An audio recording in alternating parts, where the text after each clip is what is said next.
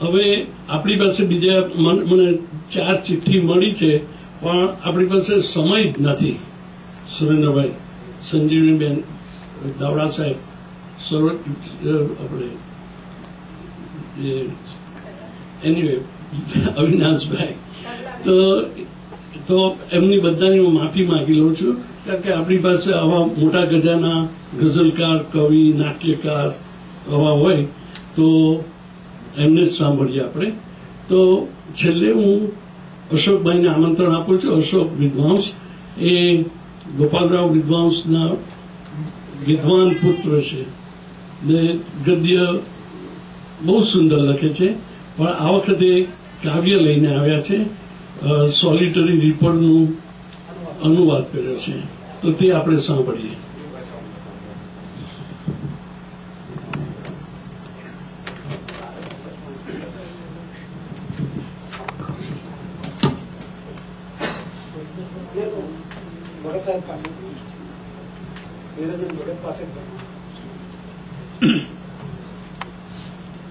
આદરણીય ચિનુભાઈ અને મિત્રો, હર્નિશભાઈએ કહ્યું એમ હું એક અંગ્રેજી કવિતાનું ગુજરાતી ટ્રાન્સલેશન રજૂ કરવાનો છું.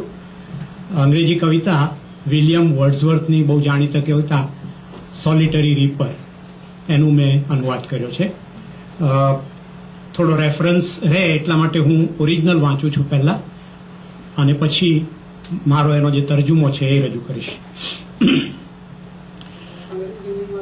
ચાલશે? ઓકે ઓકે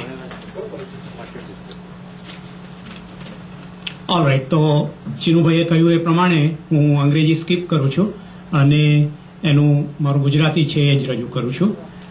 આનું મેં નામ આપ્યું છે ખીણનું ગીત.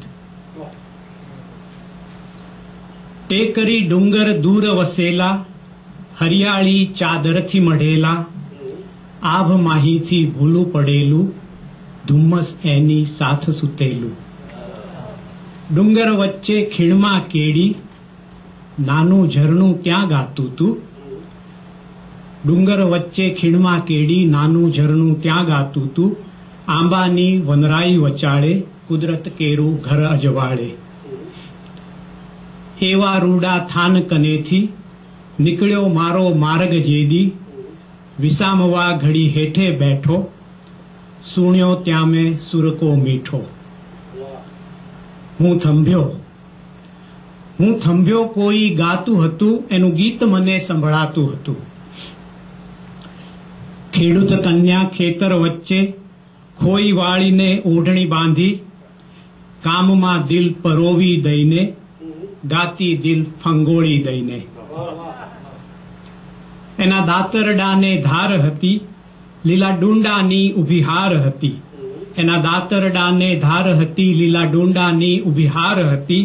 વણથંભે લણતી જાતી હતી ને લણતા લણતા ગાતી હતી.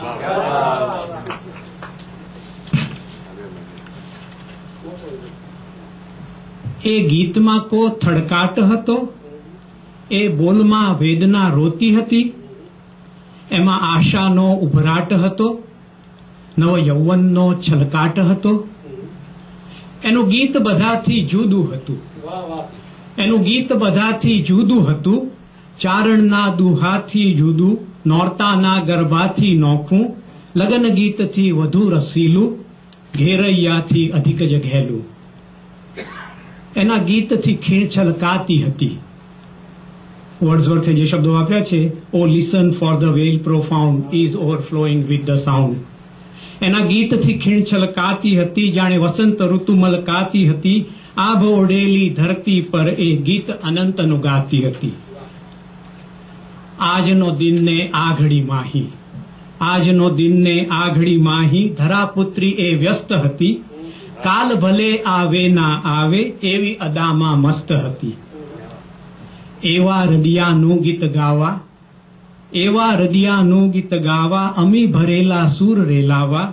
બાંધ્યા કોઈ કોયલે માળા, એના ગળામાં આજ રૂપાળા. બાંધ્યા કોઈ કોયલે માળા, એના ગળામાં આજ રૂપાળા.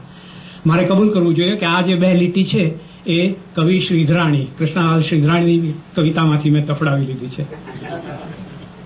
એનું ગીત દિમાગથી દૂર હતું, એનું ગીત દિમાગથી દૂર હતું, એ તો હૈયાની સોંસરવું જતું. એનો અર્થ પામવો છોડી દઈ, એ રસમાં બસ ડૂબી જાવું ભલું. ખીણ અને ડુંગર છોડીને મૂંગો હું આગળ ચાલ્યો, ખીણ અને ડુંગર છોડીને મૂંગો હું આગળ ચાલ્યો, વીતેલા વર્ષો તોડીને ગીત એ સંગે લઈ આવ્યો. Thank you.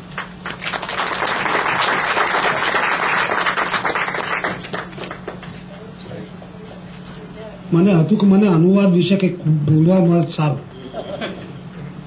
અનુવાદ માટે એવું કહેવાય છે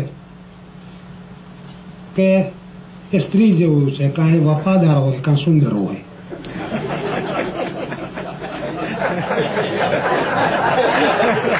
એવું કહેવાય છે. મારું નથી કહેવું, આ મારું વાક્ય નથી આશાબેન. તો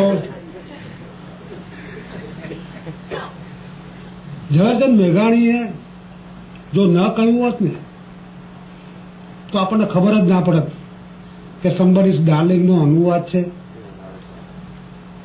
રક્ત ટપકતી સોસો જોઈ સમરાંગણથી આવે, આ એ દિશામાં ચાલતું રૂપાંતરિત ગીત છે.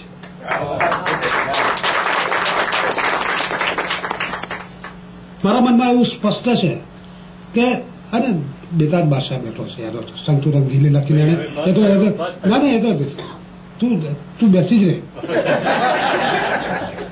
કારણ કે એણે અને સિતાંશુએ ધ લેસનનો અનુવાદ કર્યો. ક્યાં બાત! એટલે એનું રૂપાંતર, એનું એ વર્ડસવર્થ ગુજરાતીમાં લખે તો કેવું લખે એ જોઈએ છે આપણે. અને એ રીતે આ ગીત, એનો છંદ, એનો લય એ બહુ મજા કરાવડાવ્યો છે. અને થોડુંક તમે આ કવિતામાં આગળ પાછળ કાંઈ કર્યું છે, અનુવાદ તો કર્યું જ નથી તમે, એટલે સારું છે. પણ એટલા બધા દૂર પણ ન જતા કે જો વર્ડસવર્થને ગુજરાતી આવડે તો આપણને મારવા આવે. પણ સરસ છે. વર્ડસવર્થ અને આ કાવ્ય ઉપર અમે તો 6 મહિના નિરંજન ભગતને સાંભળ્યા છે, આ એક જ કાવ્ય ઉપર. અને એમાં તો આ એક જ behold her single in the field, yon solitary Highland lass. અને પછી આ પેલું